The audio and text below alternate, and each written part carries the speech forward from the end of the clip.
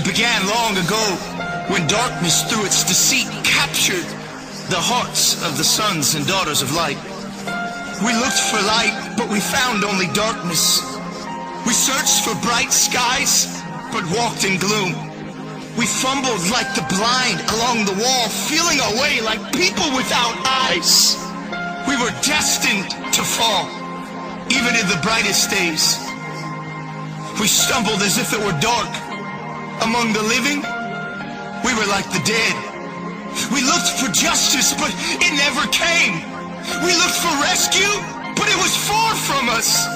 So he himself stepped in to save us with his strong arm and his justice to sustain him. He put on righteousness his armor, salvation his helmet. He clothed himself with a robe of vengeance and wrapped himself in a cloak of divine passion. He slipped out of his royal garments, left eternity to enter time, divinity to wrap himself in humanity. The sea of glass for the ocean of separation. He left peace and for the first time felt pain.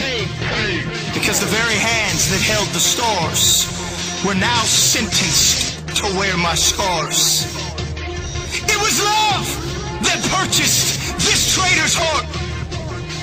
It's what the prophets spoke about when they envisioned light living in men once again. For this reason, I am legend, predestined for greatness, built for the final hour. I was born for this. With weapons in hand, armor in place, I now march to the beat of a different drum. I will break through battle lines that have been drawn by discouragement and despair. What more is left to be said? Time has met its end. It's now or never. Collision with me, myself, and I. You see, my mission today is clear. To wake the dead. So let freedom's song ring.